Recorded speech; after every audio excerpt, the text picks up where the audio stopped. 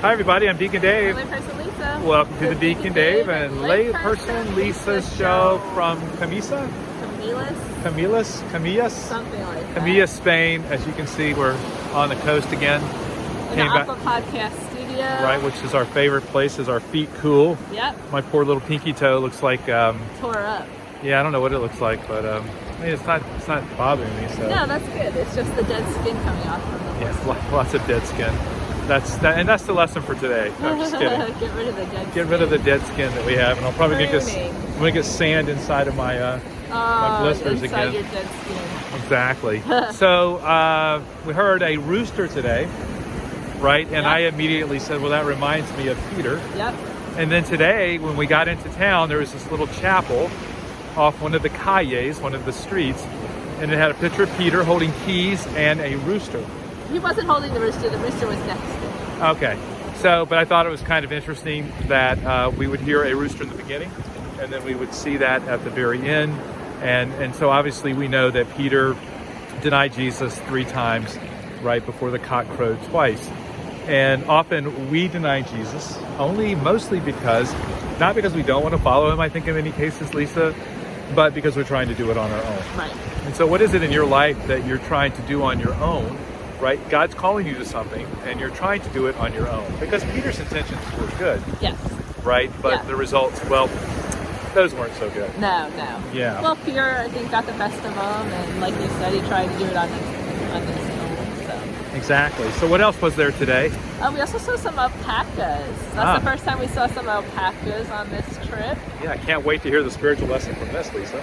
Well, I think once again it comes down to pruning, right? Because alpacas are used for their fur, and so they're shaved, and then all these nice warm sweaters are made out of their wool or their hair, whatever they may have.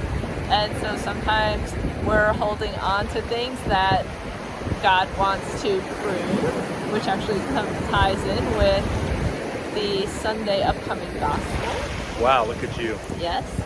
Reading ahead. Yeah. So I guess the question here is what is God revealing to you that you need to prune? Wow. Well, I have some pretty wild bushes growing that need pruning. Okay. And so what are some ways we can prune? Well, we could ask first. Sometimes we don't know what we need to be pruned of.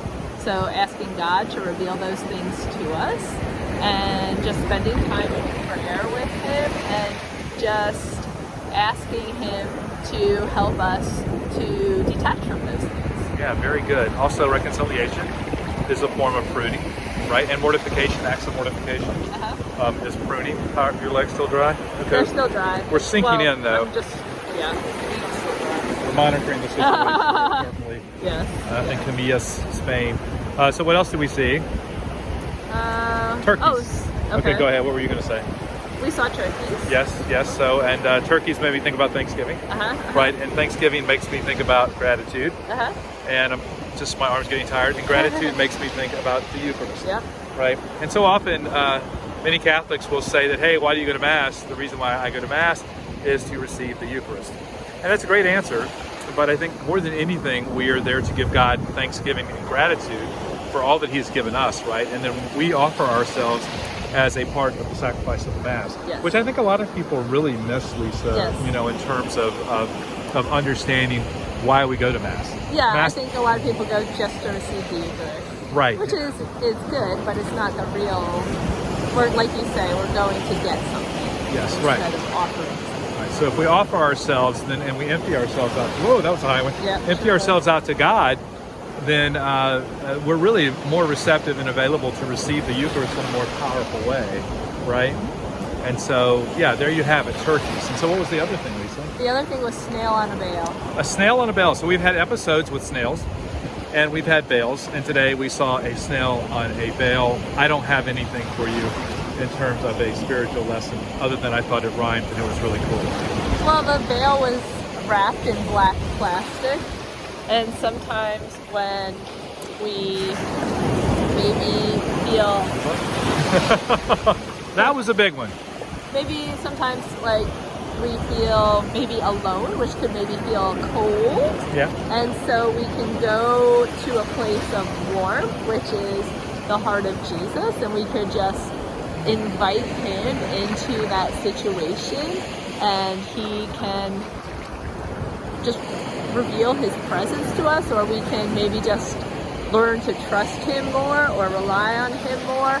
And maybe the snail was just seeking some sort of warmth or comfort. Yeah, and how often do we not do that? Yeah. Right? Do we not like actually seek the warmth and the comfort that Jesus has with us, especially in silence, as I like to keep repeating. Yes. It's very important for us to spend time, because we don't have to God is God, right? So it's good for us to worship and give him praise, but to be present to him, to actually allow him to minister to us, Lisa, is what I really like, because I think that is amazing, that we're just making ourselves available and we're letting God bring the agenda, and God does the ministering that he knows that we need most, which is so often very different. Here comes a bigger wave. So often okay, we're okay. That's so often different, right, than what we might think that it is. Maybe. What were you thinking? No, yeah, that's good. Right, so today it rained. We thought it was going to rain all day. It rained part of the day. Yeah. And so it wasn't too bad. No. We did, Hardly any, like maybe 20 minutes. Yeah, so we did 14 and a half miles. We walked a mile to the beach. We got to walk a mile back. We got to walk a mile round trip to the Chocolateria. So we'll probably be 17 and a half miles before the day is over. And then tomorrow's a short day. Yeah, 7 miles on the route. Right. And so hopefully we'll get some rest. Please know that we are praying for you from these different beautiful locations that we are at. And we hope that you are praying for us. You can always text us or Facebook us or put a comment on YouTube if there's something you want us to pray for, okay?